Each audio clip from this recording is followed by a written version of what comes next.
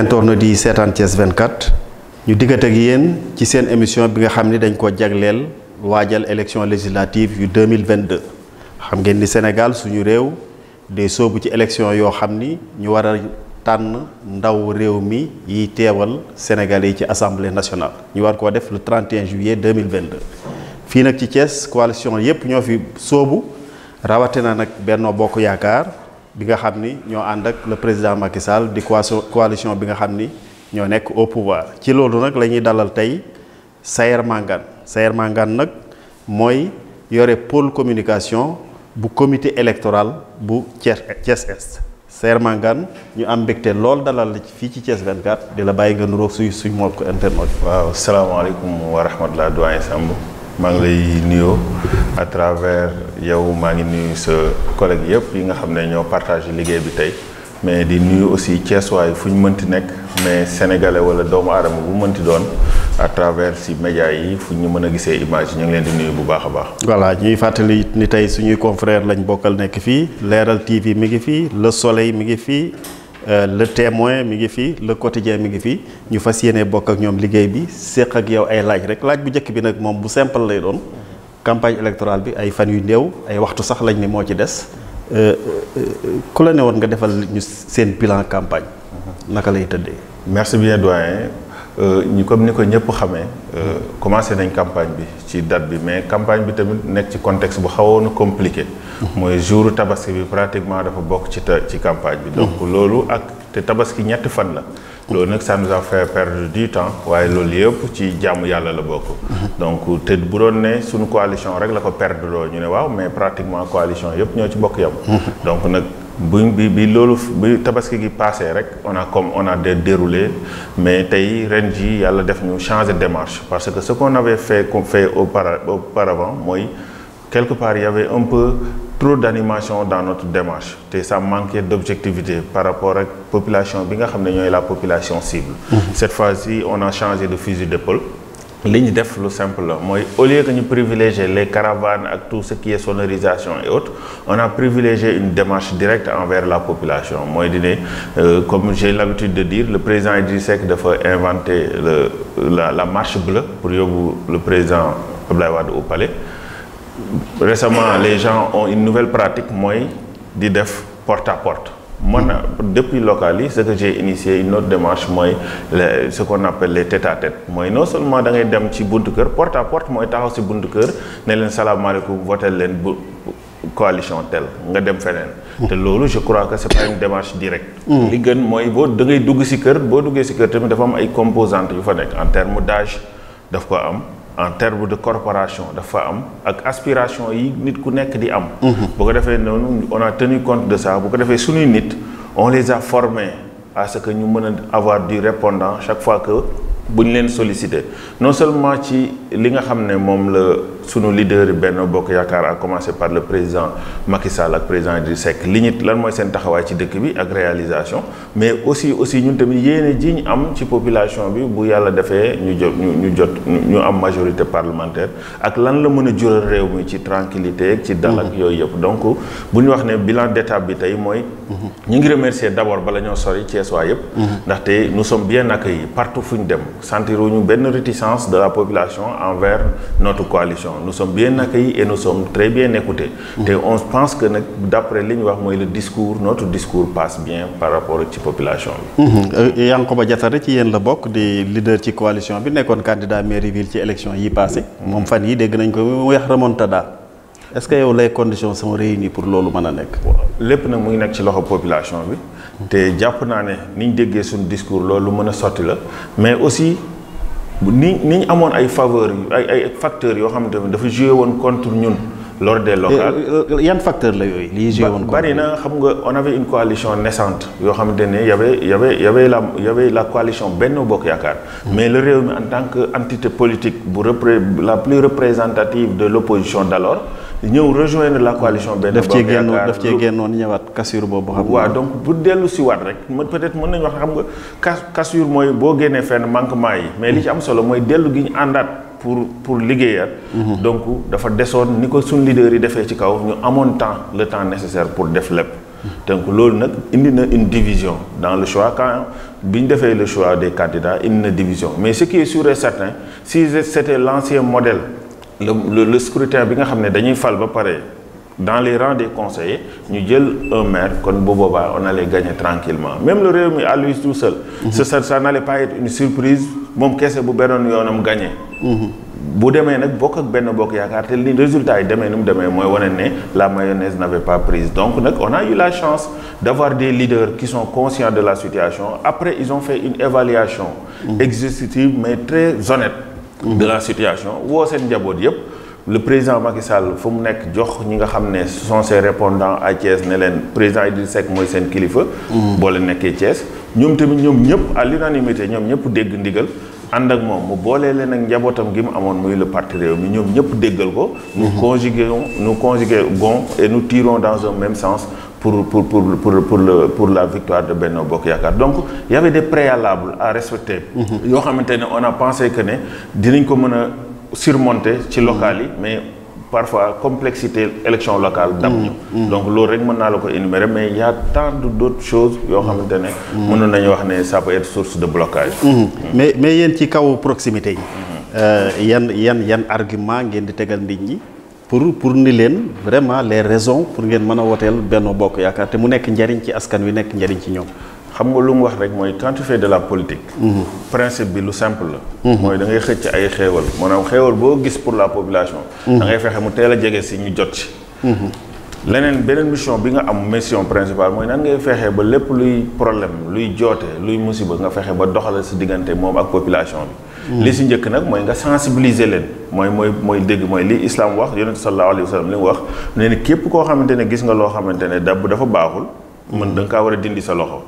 mu ne bu dul loolu nga dénoncé ko boo demal ba muñ ba nga xam ne mënoo ci lu bari nga naqar lu ko sa xol mooy dernier degré foi ci islam ci musulman bu gis donc c'est la même chose en politique boo gisee loo xamante ne lor la mooy ñu wax leen situation contexte politique bi nu mu demee lan mooy nekk les véritables enjeux te loo xamante ne xam nga quand tu as une population comme les Sénégalais mën nga leen wax ne lu bari daf lay yomb ndaxte pour la plupart les politiques sont conscients que ne parfois population yi sax ñoo leen jiitu en termes de réflexion donc ce qu'on a fait mooy wax leen ne leen li si njëkk mooy le président Idrissa Seck bi ngeen xam ne moom ngeen bëgg ko ba léegi Thiès waa yépp ñenn ñi mën nañ ko bañ a comprendre par moment waaye moom ñëpp xam nañ ne yàlla dimbale na ko am xel la donc bu jëlee yenn décision yi yow boo ko comprendre sur le coup liñ bëgg rek lu simple la mooy ñëpp comprendre ne am na lu mu yëg lu mu xam lu mu yër loo xamante ne ñoom ñëpp kenn xam ko ci wala ñu bari yi xamuñu ko donc confiance boobu lañ leen di wax ne la ne ñu delloo war ko te sentir nañ ne avec au fur du temps nit ñi di dund ay jafe-jafe dañuy xalaat ne kat bu ñu àndul bu du woon ak Macky Sall ak Idrissa Seck ànduñu nan la yëf yi war a demee bu fekkoon ne Idi mu ngi woon le président Idrissa Seck mu ngi woon dans l'opposition di xeex président Macky Sall nan la yëf yi di demee exemple bi ma lay jox bi gën a ndaw bu simple la mooy mois de mars bee passé te mu amoon coow lu bari ci Thiès ci Sénégal sax de manière générale non seulement Thiès yënguwul parce que Thiès ñun la ñuy déglu mais aussi leneen li tamit li ci am solo mooy ne bu fekkoon président Idrissa Seck ak force de mobilisation bi mu am ak taxawaay ak inspiration bi mu am bu fekkoon ne mu ngi ko fekk dans l'opposition mu boolee li gars yi doon def ak li mu doon def ci yëngal ak day gën a garaaw kon dëkk bi daanu na kenn waxtu ko donc kon te loolu la xamoon ne dëkk bi fa la jëm quelque part l'histoire lui a donné raison ne dëkk bi ci lu mel noonu la jëm ndaxte jafe-jafe économique bu amee rek jafe-jafe social moo ciy topp donc nag moom en bon averti il savait que ne fa lañ jëm mu anticiper xam ne rôle patriotique dëgg mooy nan ngay def ba ànd ak ñi nga xam ne ñoo yor yëf yi ngeen mën koo doxal en attendant que ñu romb secousse bi xool ku nekk na ngay tax yow de nii ngay waxee day mel ni mburoog soo perte élection yi moom loolu est-ce que schéma bu envisageable donc en fait pour dellu si waat tamit aussi ci lan la ñuy wax seen Ceesuwaay yi bu ñu demee si ñoom loolu benn la mooy seen doom ji ngeen xamante ne tey yàgg ngeen ko dimbal di gunge pour mu ànd ak yéen dem pour muy egg à la magistrature suprême nañ xam ne aussi tamit ambition boobu jógewul ci moom nit nag li ma ko tàmm di waxee mën nga ne Dakar laa jëm kii ne route nationale laay jaar kii ne péage moo ma gënal mais terewul ku yegg sa morom yegg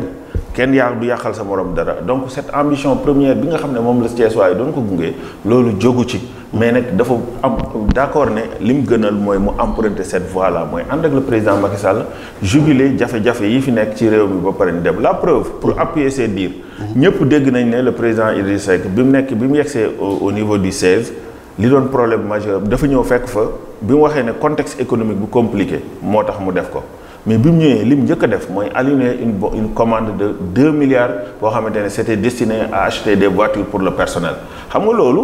te loolu moom bu ko defoon. fële ci conseil. waaw bu ko defoon li mu koy mën a dimbalee mooy ne jël oto bi jox sa personnel mais dimbali ko ci yeneen côté yi loolu tamit am na lu mu ko mën a indil comme dividende mais xoolu loolu dafa respecter logique bi mu waxoon sénégalais ne leen man kat li ma intéressé mooy nan laay def. fexe ba nga xam ne Sénégal jafe-jafe yi muy traverse ñun ñëpp ñu takkandoo suñu ceinture boole suñu xalaat pour yëf yi dox donc ci logique boobu la nekk donc kon leneen li tamit li ñuy wax mooy ñëpp xam nañ ne contexte politique bi nous sommes en face d'une opposition boo xamante ne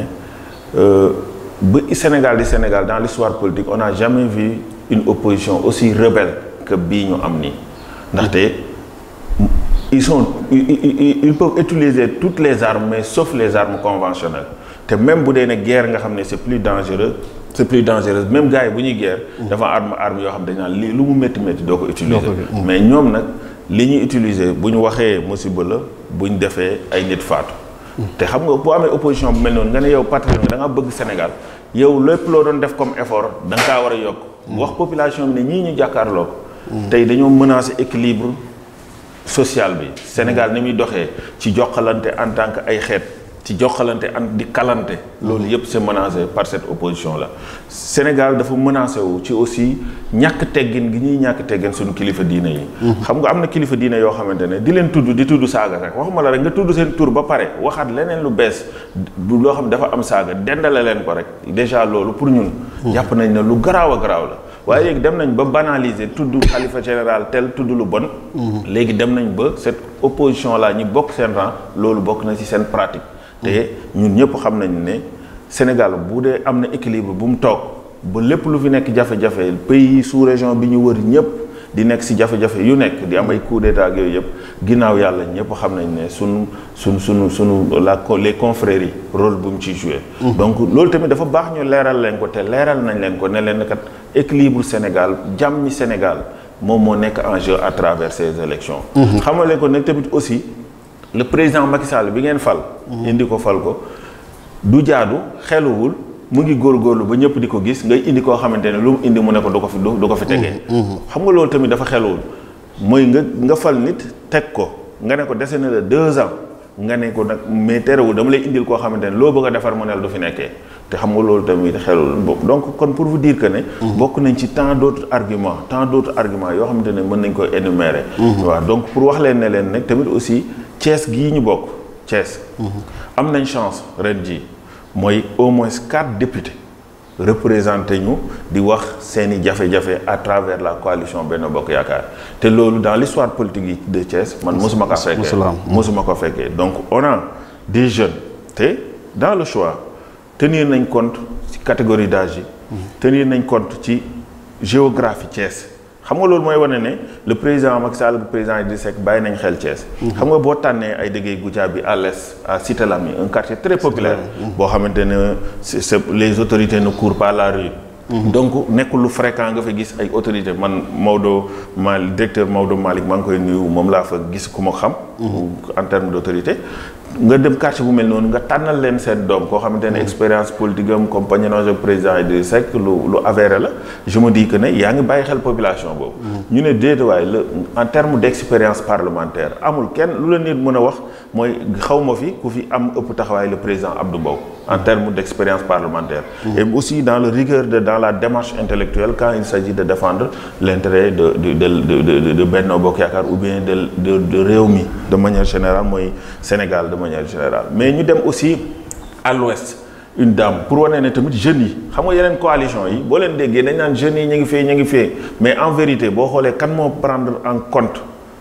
les jeunes dëgg mooy la coalition Benno Bokk Yaakaar non seulement du point de vue national par rapport à la liste mais aussi même à Thiès. On a respecté cet équilibre là mooy ne boo demee à l'ouest il y a la jeune députée l'honorable députée Maïmouna Sène qui est là-bas elle est jeune mais elle a de l'expérience parlementaire mais aussi au nord on a notre frère Cheikh Gueye. Medina Fall moom mooy gërëm. voilà c'est ça moo tax pour wax la rek ne la tenir nañ compte ci réalité sociologique yi am Thiès xam nga Medina Fall je le dis tantôt c'est un quartier populaire boo xamante ne amuñu woon droit am possibilité di am ay nit yu leen di représenter. mësul am donc kon xam nga fu mësul am nga def fa dara mooy bàyyi nga xel ñooñu. te ñoom yàgg nañoo gunge nit ñuy falu mais ñoom mësuñoo am seen i doom di falu. loolu mën naa la wax ne la le président Macky Sall ak le président Idrissa Seck corrigé nañ loolu l'histoire retiendra que le premier parlementaire buy jógee foofu ñoom ñoo ko choisir donc kon waa Thiès ñiy tànn bàyyi nañ xel ci liñ bëgg te nee nañ leen boo leen ñu envoyé ñu dem foofu dinañ défendre li nga xam ne mooy mbiru waa Thiès te am benn gémmiñ bu lay waxal mooy am ñeenti gémmiñ yu lay waxal moo gën te boo xoolee le cas qu'on a en face de tout Thiès man benn investi laa ci xam mooy le maire bi nekk au nord te moom ñëpp Thiès waa yëpp constaté nañ ne tànn nañ ko mu nekk maire déjà mais ñëpp xam nañ ne début bi neexul ndaxte boo xoolee rek en terme de salubrité marché central bi mu jógee léegi rek di nga xam ne yëf yi ni mu waroon demeegu ko xeeñagul neex donc nag bu dee ne mbir mi xeeñagul neex ba pare ñu bëgg a tegaat jëlaat beneen manteau parlementaire tegaat la yokkaatal la ko dañ lay diisal xam nga ku yanu mu diis ñu tegalaat si leneen dañoo bëgg nga daanu comme moom na jéem a xool nan lay jéem a gérer maire bi bàyyi ñu ñi nga xam ne tey bu ñu leen joxee le travail parlementaire ils vont le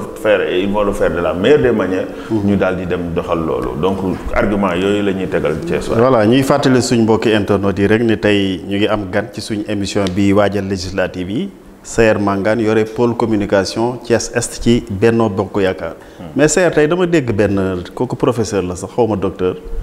mu ni gars yi li ñuy tiit ci cohabitation ci Sénégal loolu nañ ko teg fële dañ ni cohabitation mosu fee amati di wax ay jafe-jafe yu mu war a indi mais nee na dafa war a am nag ñu seet ko nag seet ba xam lan lay jur te benn tolof du ci am yow lan mooy sa appréciation ci loolu. man daal li ma xam. comme on est à mi-chemin d'un mandat. li gën a rafet li xel gën a nangu mooy ki nga jox muy doxal desewu ko loolu 2 ans. man li ma gën a mooy ñu accompagner ko ba ëllëg du am lay moo gën ngay expérimenter loo xamante ne c'est une première te dina lakkee ak du lakkee ni ko xale yi waxee joxe sa loxo da cee wóorul man je préfère ma croiser sama bras di xool muy tàkk ba mu jeex man loolu laa gëm mooy ne la cohabitation tey avec cette opposition bi ñu am nii c'est du loo xamante ne sens bi mu war a jël porte bi mu war a jël impact bi mu war a am dëgg-dëgg comme ni mu amee yenn dëkk yi du ko am ndaxte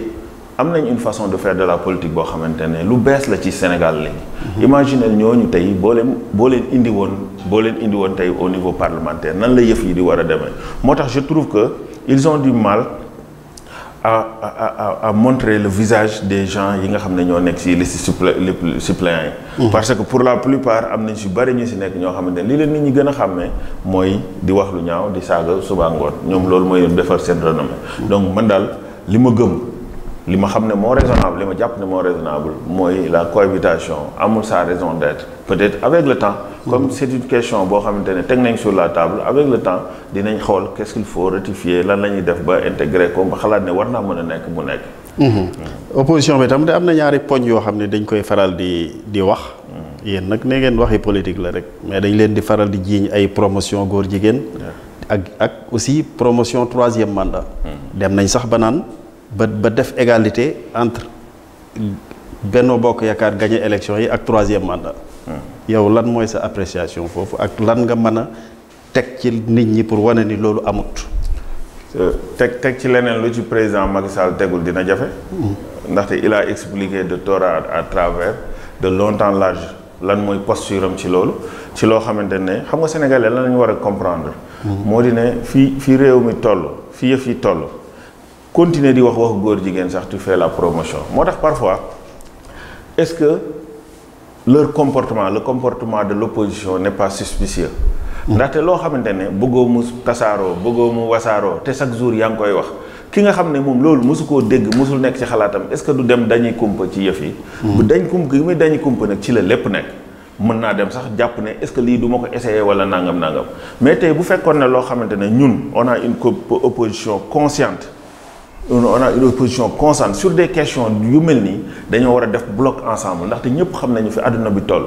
organisme yi nga xam ne ñooy doxal wax yëf yooyu ñoom ils font tout et utilisent tous les moyens de pression pour fexe pour yu mel noonu suñu dëkk yu néew doole comme fii ñu doxal ko fi léegi nag ñun bu dee ne am nañu opposition consciente ñu gis Macky Sall depuis boobu mu ngi langaamu di bañ nee na tant que nag mu ngi fi kenn xalaatu ko fee def loolu ñun li ñu ko waroon def mooy opposition bu consciente woon dañ kaa war a dooleel ci loolu ndaxte le fait que ñu koy sëkkuyee nii mën na sax mu permettre ay brèche ubbeeku ñooñu di si jaar. Dernier exemple lu jiitu bi fi Trudeau ñëwee le premier ministre canadien. Obama ñëw fi devant tout le monde. Il l'a dit avec beaucoup de courtoisie mais avec tellement de rigueur pour wax ko ne ko loolu moom ñun soxlawuñu ko yéen bu dee mën ngeen ko légaliser seen dëkk dem leen fa mais en plus xam nga dañoo jàpp ne. président Sénégal Macky Sall moo ko jiite mais moomu ko. moomu ko donc kon xam na ne li population bëgg loolu lay def te fii yu mel noonu kenn xalaatu ko. man ku ko fi bëgg a def man mi personnellement li ma gis nii ma bàyyi sama yitt yëpp di ko défendre action gouvernementale je ferai partie des premières personnes yoo xam ne je vais lui faire face mais xam naa ne loolu xalaatu ko ndaxte man école yi ma jàngee la jàngee fi ma yaroo fi la yaroo ñun ñëpp ñoo bokk lépp loolu c'est un faux prétexte xam nga nag ku nee na qui veut tuer son chien l'accuse de rage. chaque fois que boo bëggee indil ni problème rek da ngay wax mais loolu moom mën naa la wax ne la c'est un débat de clos nekkatul dans l'actualité leneen li ciy topp mooy da ngay xool tey li gën a mujj sur cette question Genève lañ dem foofu nga xam ne capitalu ñooñu di wax borom ñaari tur yi foofu lañ dem Genève googu seul le Sénégal et la Libye ñoo taxaw catégoriquement wax ne ñoom dañ ko rejeter loi boo xamante ne te loi bi sax en vérité nekkul ne sax loi boo xamante ne day accepter mbirum ñaari tur yi mais ay mbir yu ndaw la yu ñu lay suruxal ci biir ay textes yoo xamante ne da nga ko war a ratifier pour que ñu profité xool nan lañ ci def mais Macky Sall le président Macky Sall lu mu wax leen nee na képp kuy wax ci turu Sénégal képp ku ko représenté fenn wax mu ne boo xoolee mu ne boo xoolee dof-doflu c'est la première fois mu dégg ko mu xaw a utiliser un ton assez acerbe ndaxte la question l'exige pour trancher net ne moom sori nañ loolu lépp mu ne képp ku dof-doflu représenté Sénégal ma yónni la nga dem xaw a dof lu bàyyi lu ndaw ci lu bokk loolu glissé ci texte yi ñuy indil boo ñëwee di nga xam ne man ak yow la xam nga loolu nit ku ko wax publiquement la question est vidée en plus de cela mooy li ma la wax rek cette opposition là man parfois sax leur comportement prête à douter la dernière fois gis naa suñ benn maire bi nekk fële au nord maa ngi ko dégg muy wax waxu góor jigéen ak affaire mais bu ma gisee mbaxana bi mu sol ak yére bi mu sol couleur bi rek sama xel dafa ñaaw déjà donc kon loolu jarul c'est tourné la page des homos ak ñooñu loolu kenn waxu ko Sénégal troisième mandat bi dinañ koy wax troisième mandat xam nga lu simple la olof yi nee na bala ngaa naam bala nga ne naam nga nekk fa ñun ñoo ngi toog di lijjanti majorité parlementaire amuñu ko ñu ñuy wax troisième mandat xam nga yow dañuy jafandu rek jafandu nag taxul taxaw nit boo bëggee taxaw da ngay xool fu solide nga taxaw fa loolu yëpp ay prétexte la man je vois que ne ils sont dans la redondance tout le temps même refrain bi lañ dem ils l'ont fait lors des locales mais la question est épuisée kenn waxatu ko loolu c'est fini ay troisième mandat ak yooyu waxatuñ ko quoi. Donc ce qui est important mooy Sénégal nan la ñuy fexe ba crise économique bii bu rombee. ñu fexe le Sénégal relève la tête. nekk ci un véritable pays émergent. C'est ça le problème ay troisième mandat yooyu yëpp waxuñu ko ndaxte bala ngaa wax troisième mandat da ngay jeexal deux yi nga yor ba pare. am na tam gars yi ñu naan xam nga assemblée nationale dafa am ay problèmes yu ko traversé woon. ay affaire faux billets ak ay affaires yooyu. tax ba ñu généraliser ni c'est un refuge de délinquant. Est-ce que loolu argument yu doy la vraiment yu mën a attester loolu. xam nga dama koy wax. li ñu wax assemblée. loolu la ñuy wax politiciens yëpp loolu la ñuy wax journalistes yi loolu la ñuy wax dañu jàpp ne bu ñëwee ci sac bi bu ñu fa fekk benn pomme de terre bu am problème rek képp ku nekk de mauvaise foi da nga naan ñëpp noonu la ñu mel. ñëpp noonu la ñu mel te alors que c'est loin d'être ça xam nga li am solo. moo di ne en politique boo ci duggee bu fekkee ne yow nekk nga koo xamante ne da ngay def ay délits ay crimes ak yu mel noonu. nekk ci ay njuuj njaaj xamal ne loolu boo deful woon politique tamit di nga ko def parce que ci yow la nekk maanaam ku nekk la nga fa nga dugg jikko dafa doy waar boo bàyyee ci buntu kër gi bala ngaa toog sax ne salaamaaleykum bala ñu la fay mu fekk la fa c'est ça la même chose ni ko assemblée amee noonu la ko amee dans les rangs de l'administration noonu la ko amee dans le rang des journalistes corporation boo dem di nga fa fekk ces genres de pratiques donc kon nag li am solo ñun ñëpp xam nga lan lañ bokk ñun ñëpp lan lañ bokk Sénégal lañ bokk kon mooy wane ne l'homo sénégalensis ci boppam moo am problème moo tax quand bu may dégg sàmm jikko yi j'aurais bien aimé que ñu veille ci jikko yi baax ba pare bala ñu ko sàmm ndaxte kuy sàmm da ngay sàmm lu baax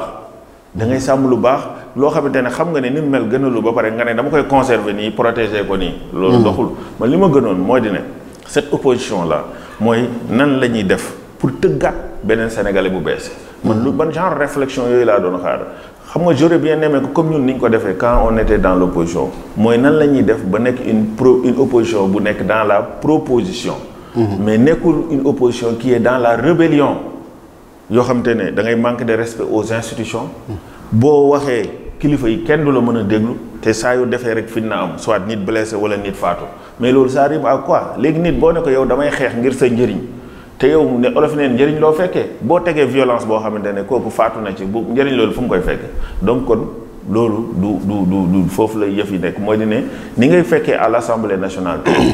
buñ ne plus d'une centaine voire même 200 députés nga génne fa 2 à 3 personnes yoo xamante ne def nañ malversation boo ci bëggee boole ñëpp da nga leen yab rek wala nga nekk de mauvaise foi loolu dafay tekki daal fait divers moom warul nekk thème de campagne quoi non xam nga man li ma bëggoon mooy cette opposition là nekk une opposition boo xam ne dañuy am projet parlementaire teg ko wala ma gis leen ñu def ay actes yu baax yu bien yu solide yoo xamante ne dina dalal xelu population yi en termes de social malgré lu ñu mën a am def ko ci bañ xam ne ñii kat bu ñu leen joxee dinañ def lu ëpp lii xam nga récemment dama lay jox exemple bi gën a ndaw ñun personnellement man avant may dugg ci institution avant que may sori ci politique lu ma mënoon maa ngi koy jéemal sama population xam nga loolu tamit mooy ne lii ma ci ma am ma moomal ko sama bopp mënul ko noosee ak sama njaboot defuma ko bu ëllëgee boo leen ma joxee seen i yëfi bopp naa ci jéem lu ëpp seen njort man loolu laa bëgg mais cette opposition bi ñu yor en face amul kenn koo ci topp ku ci ko mës a gis mu mës a dimbale ASM jëndal leen paire main wala ku sa dal dagg ñu jëndal la plastique sax mosuma ko cee gis mosuma gis ñu ne ñoo dimbale jàkka ji wala mu def nangam gisuma ko te ñun ñii nga xam ne ñun sommes dans le Benno Bokk Yaakaar particulièrement à Thiès ku ne ci ñun fa nga dëkk ci say mains yi bopp yoroo institution yore dara yàgg nga di jéem pour sa population loolu nag lañ bëgg a yaatal donc cette opposition là li problème bi yëpp ak ñun lu simple la mooy c'est des gens yoo xamante ne jàpp nañ ne violence verbale ak violence physique rek moo leen ci mën a génne te loolu sénégalais bëgguñu ko te dinañ leen rejeter incha allah. Sayer boo amoon message bu fort boo war a jëmale ci Thiès waaye tey ban lay doon. xanaa fàttali leen luñ xam rek. mooy le président Idrissa Seck bi nga xam ne tey moo fi figure de proue. ci Thiès gi yéeneem bu mu am si sa Thiès ba léegi changé wu ci te soxla na waa Thiès yëpp continuer di ko gunge ni ñu ko daan gunge. te li ko prouvé rek moo di ne yéenam bi mu am ci Thiès doon ko mooy tout récemment dafa am ay nit yu amoon seen terrain jënd ko teg ko yëpp di ci dox di ci wax suba ak ngoon mais ñu xëy di ko toj. mbuurkat mu nekk un problème boo xamante ne ramification sociale yi mu am ci Thiès. kenn mënu la ko wax. ci loolu ñoom ñu dem ba seen xel napp ne président Idrissa Seck ku bëgg Thiès la nañ ko dem seeti dina ci jéem dara. bi ñu demee ci foofu mu jéem ci lu mu mën woo séance tenante le président Macky Sall wax na ko ñii kat sa njaboot lañ suñu njaboot sama njaboot lañ te ñi ngi ci jafe-jafe bi lan la ñu war a mën a def pour que ñoom ñu jóge ci situation bi ci la jógee ci mu ne ko jox ko jour wax ko ne ko incha allah dinañ ci am solution te noonu la yëf yi demee tey ñoom ils sont rentrés dans le droit ñi ñëpp seen xel dal na ñu ngi koy remercier à tout bout de champ donc man président Idrissa Seck boobu ñu doon gunge mu ngi ci logique boobu ba léegi. donc leneen li ci topp. wax leen ne leen bu ñu falee. bu ñu joxee majorité ci Thiès am ay doom yu ko fa représenté yu mësul am. dinañ ko fa am. te ñooñu dinañ mën a porter lan jafe-jafe waa Thiès. te bu ñu joxee bu ñu votelee Benno Bokk Yaakaar. dina permettre aussi Thiès. fa nga Idrissa Seck bàyyi woon. taxawaayam dina gën a baax ci état ni muy doxee bu ko defee fa mu bàyyi woon ci liggéey Thiès dinañ ko mën a jël defar ko de plus belle mu jëm ci kanam. te dina permettre tamit loolu nag cela va sans dire que ne bu boobaa Thiès dootul des ginnaaw. dootul nekkati di observer yeneen dëkk yi ñuy am une mutation profonde en termes d'infrastructure ak yëpp. Thiès dootul nekk noonu jeunes yi tamit en termes d'emploi. dinañ ci jéem lu ñu mën pour que tamit opportunités yi gën a yokk. mais aussi dina permettre liggéey bi ñu def. maanaam taxawaay bi président Idrissa Seck taxaw. ba nga xam ne. les cheminots yi nga xam ne tey seen jooy mu yàgg. mu ngi fi mooy nan la ñuy defee ba revitaliser les chemins de fer. loolu tamit dina permettre yu mel noonu di yàgg am. yu mel noonu dina yàgg am te ñëpp xam nañ ne. chemin de fer relance bi ñu ko waroon relancer projet la woon mais ñëpp xam nañ ne c'est un fait maintenant. le matériel est sur place ak loolu mais loolu nag li koy may pour ñuy mën a porter plaidoirie yu mel noonu à Thiès il nous faut ay nit yu mel noonu donc président Idrissa Seck tey jii bu ñu ko dooleelee. dina permettre taxawaayam gën a baax yu mel noonu bu fi amee dina ko gën a mën taxaw leneen li mooy dinañ permettre. ay Thiessois bon teint yu dëkk dans des quartiers yu différents yu xaw a am nu mu demee quartier ñooñu dinañ mën a représenter dignement leur quartier donc. pour vous dire que ne bu dee un Thiessois dafa teg balance rek entre voter Benno Bokk Yaakaar ak voter beneen y a pas de photo donc dans l'objectivité et vraiment pour l'émergence de Thiès amul il faut voter Benno Bokk Yaakaar. c'est ça xam naa poñ bi ñuy jeexale rek xam nga nag Sayer dëkk bi dund bi seer na trop. jafe-jafe yi bari na lool. kooku moom defe naa ni ñëpp koy dund ci seen kër jusque dans leur chair. léegi est-ce que yow yaakaaroon ni loolu mën na profité opposition ba ñu jël assemblée ba indi fi yenn gàllankoor yi.